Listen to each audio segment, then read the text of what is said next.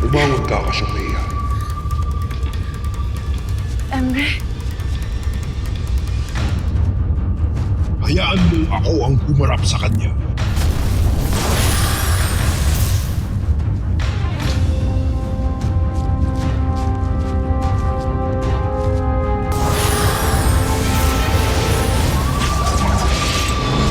Sinira mo ang ating usapan.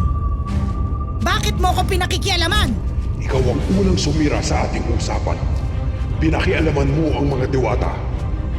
Magkakatuusan tayo ngayon dito.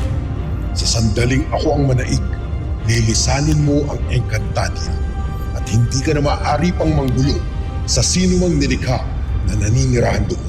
Ngunit kapag ikaw ang aking madaig, batid kong iba yung kapangyarihan ng mapapa sa akin. Simulan na natin ito!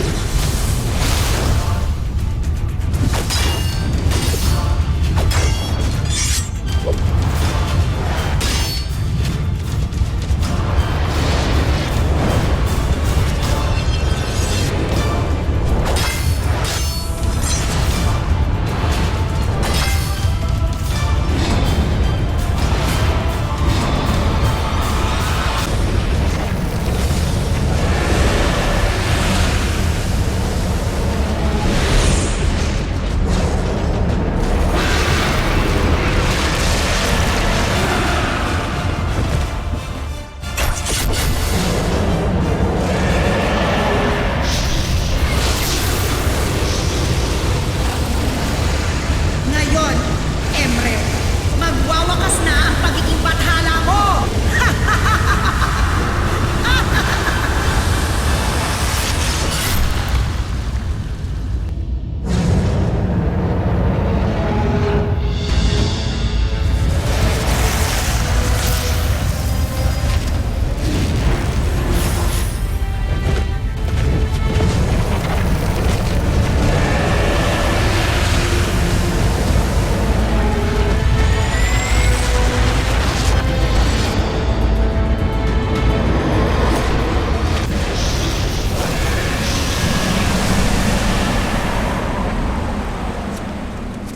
Akin! Tingnan nyo. Bakit may kakaibang liwanag mumula sa kalangitan?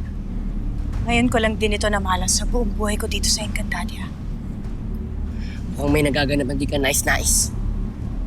Tila maging ang langit na nakikipagdigma. Yun din ang aking naiisip. Lalo't hindi ko maipaliwanag kung bakit nagkakaganito ang papawilin.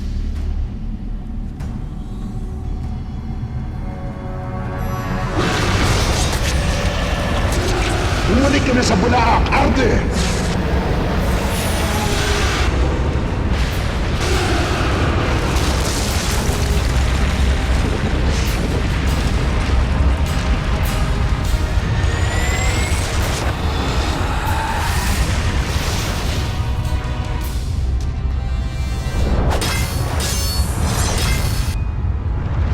Bitawan mo ang iyong sandata.